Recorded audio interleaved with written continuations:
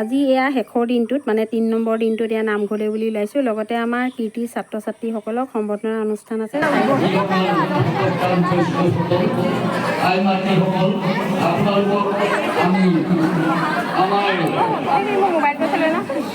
সকলো ৰাইজৰ ফালৰ পৰা আমি প্ৰতিবাদ আগবঢ়াইছোঁ। ইতিমধ্যে আমাৰ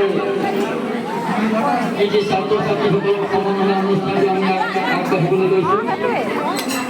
গতিকে যিসকল ছাত্ৰ ছাত্ৰীক আমি নিমন্ত্ৰণ কৰি ৰাখিছিলোঁ, আমাৰ ছাত্ৰ ছাত্ৰীসকলক আমি আমাৰ নামঘৰলৈ আহিবলৈ অনুৰোধ জনাইছোঁ। সায়েন্স বিভাগৰ বিজ্ঞান বিভাগৰ এইচএছ পৰীক্ষাত 87.60% ছটা বিষয়ত লেটাৰ মাৰ্ক পাই উত্তীৰ্ণ হৈছে। টিংকু দৰ্শন বৰুৱা তেখেতে এইচএছ 70% সায়েন্স বিভাগৰ বিজ্ঞান শাখাত ডিআৰ কলেজৰ পৰা উত্তীৰ্ণ হৈছে। দ্বিপ্ৰদীপ বৰা, শ্ৰী তন্ময় বৰা তেখেতে সায়েন্স বিভাগৰ পৰা শ্ৰী টিংকু দৰ্শন বৰুৱা আৰু এটা বিষয়ত লেটাৰ মাৰ্ক পাইছে।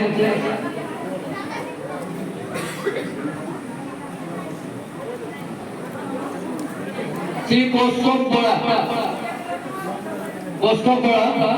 মাধ্যমিক বিদ্যালয়ৰ চিন্তি ফুকন, শ্ৰী নিয়ৰ নিপম বৰুৱা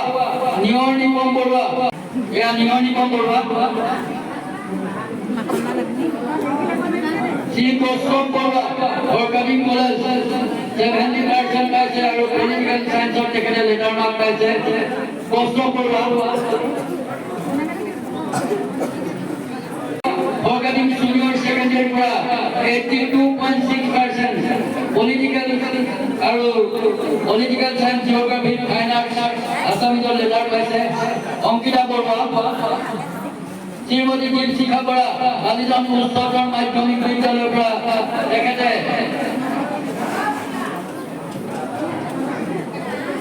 চাৰিটা বিষয়ত লেটাৰ মাৰ্ক পাইছে আৰু তেওঁৰ পাৰ্চেণ্টেজ হৈছে 87%। চাৰিটা বিষয়ত তেখেতে লেটাৰ পাইছে আৰু তেখেতৰ পাৰ্চেণ্টেজ হৈছে 87%। শ্ৰী অভিনৱ বৰুৱা তেখেতে পৰীক্ষাত দিয়ে উত্তীৰ্ণ হৈছে। এই অভিনৱ বৰুৱা, শ্ৰীমতী নিজুমালা বৰা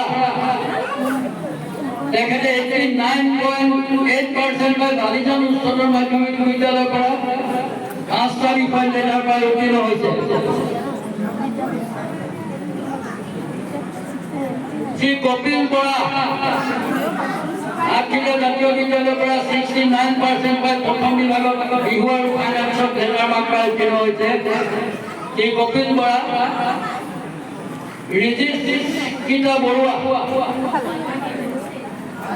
তেওঁৰ অনুপস্থিতি তেওঁৰ ভাল ভায়েকে পুৰস্কাৰী গ্ৰহণ কৰিবলৈ গৈছে। ৰিজিস্কৃতৰ অনুপস্থিত তেওঁৰ ভায়েকে পুৰস্কাৰী গ্ৰহণ কৰিবলৈ গৈছে। শ্ৰী জিন্তি বৰুৱা এইচএছ বিজ্ঞান শাখাত দ্বিতীয় স্থান। শ্ৰী জ্যোতিষ শইকীয়া, জিষ্ণুজ্যোতি শইকীয়া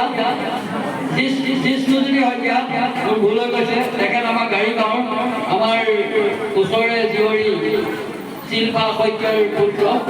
তেখেতকো আমি এখনি গামোচাৰে আজি সম্ভাষণ জনাইছোঁ।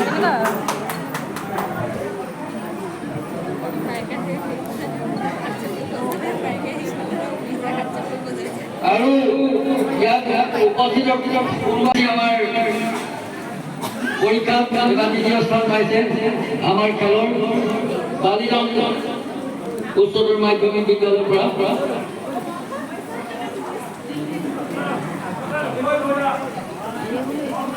তন্ময় বৰা অনুপস্থিত তেখেতৰ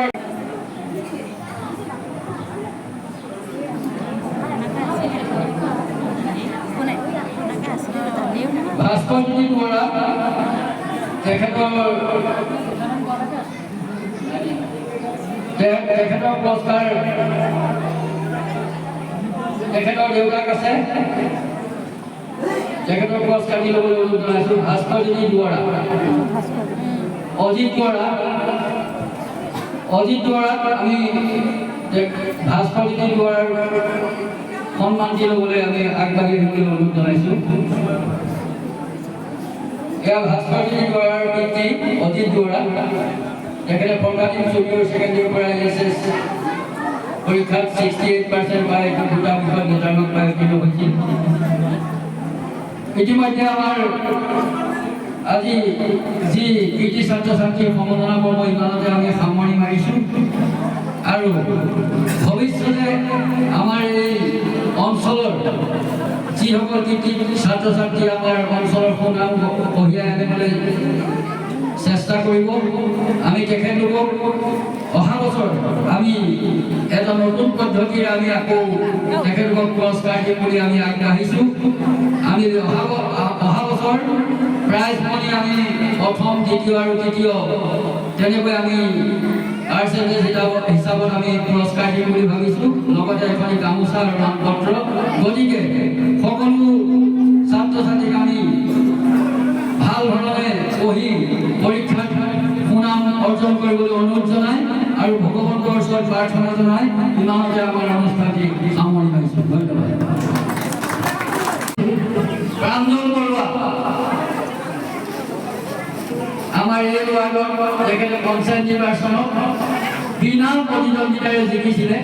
তেখেতৰ লগত কোনো কণ্টেষ্ট হোৱা নাছিলে।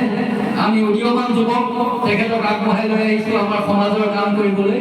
আমাৰ ভৱিষ্যতে আমাৰ যিখিনি আমাৰ এই ৱাৰ্ডৰ উন্নয়ন তেখেতৰ আমি আগবঢ়াইছোঁ আৰু পঞ্চায়তৰ আমি উন্নয়ন কৰিবলৈ তেখেতক আগবঢ়াইছোঁ। গতিকে তেখেতক আজি আমাৰ এই পৰিচালনা সমিতিৰ সভাপতি হেম বৰুৱাক মই এখন ফুলাম গামোচাৰে সম্ভাষণ জনাবলৈ অনুৰোধ জনাইছোঁ।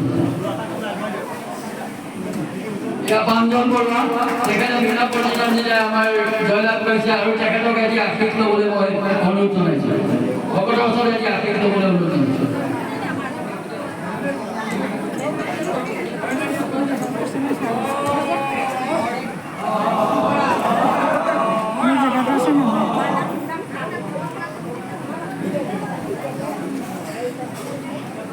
কৃতি ছাত্ৰ ছাত্ৰীসকলক আমাৰ গাঁৱৰ ৰাইজৰ ফালৰ পৰা এখনি সম্বৰ্ধনা পত্ৰ আৰু লগতে এখন গামোচা দিছে আৰু এই মানপত্ৰ গোসাঁয়ে প্ৰদান কৰিলে।